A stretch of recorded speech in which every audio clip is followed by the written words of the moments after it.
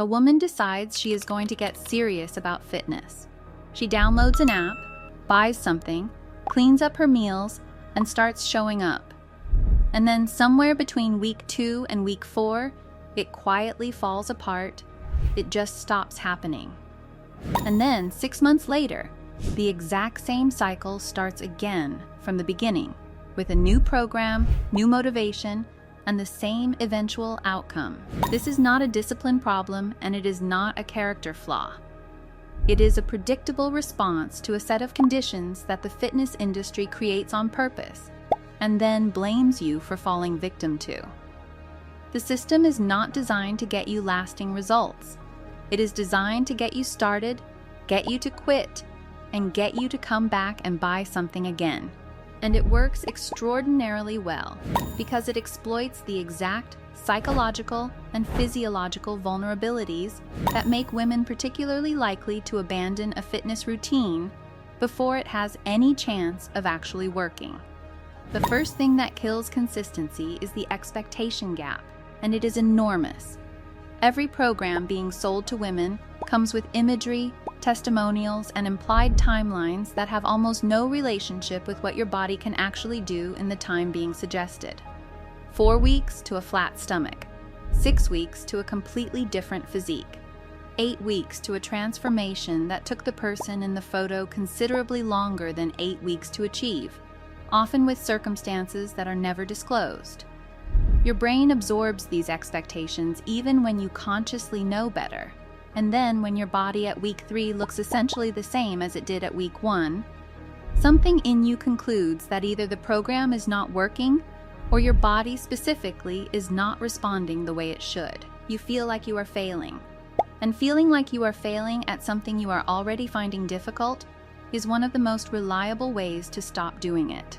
The reality of how long body composition changes actually take to become visibly obvious is something almost nobody in fitness is financially incentivized to tell you honestly. Meaningful visible change takes months of consistent work, not weeks. The changes happening inside your body in the first 4 to 6 weeks of training, improved muscle recruitment, better movement patterns, early metabolic adaptations are real and significant, but almost entirely invisible in the mirror, which means the period during which most women quit is precisely the period during which their body is actually building the foundation that all future visible results depend on. The timing could not be worse. The second thing is that most beginner fitness programs designed for women are genuinely exhausting in a way that is completely unsustainable. 6 days a week, hour-long sessions, intense cardio, dramatic calorie restriction running alongside it. Your body is not conditioned for that volume when you are starting out, which means the first few weeks feel brutal. Your energy is terrible, your soreness is constant, your hunger is out of control, and the general experience of trying to get fit feels like punishment. And your brain is very good at identifying punishment and finding reasons to avoid it.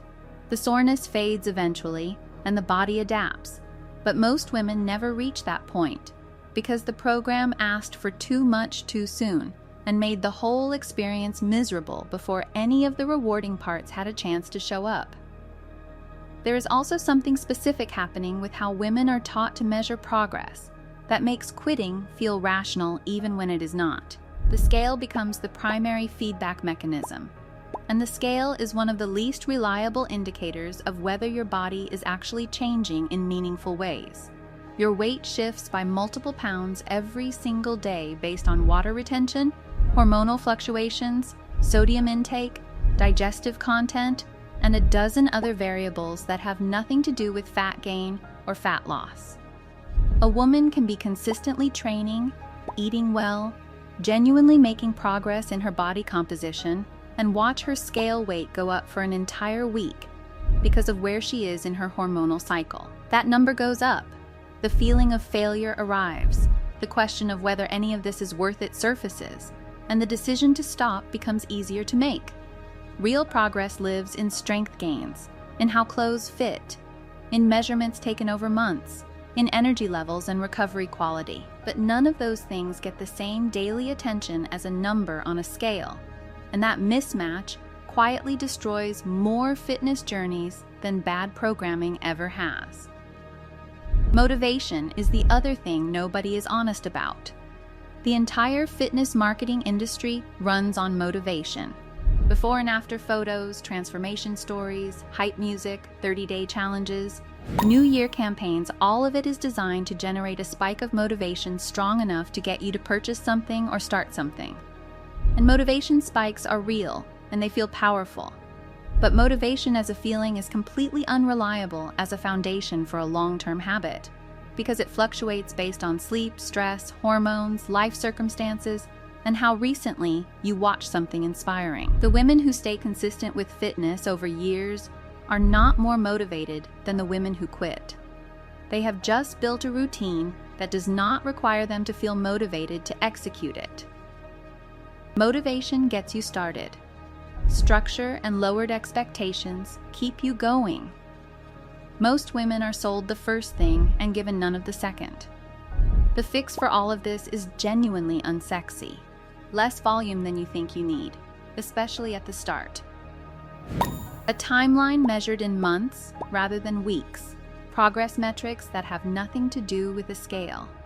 Workouts that are challenging but not so brutal that your brain starts associating exercise with suffering. Enough food to actually fuel your body rather than running it into the ground. And the understanding that the first month of any fitness routine is mostly just your body adjusting to a new stimulus, not the period during which visible transformations are supposed to be happening. The women who never quit are not built differently.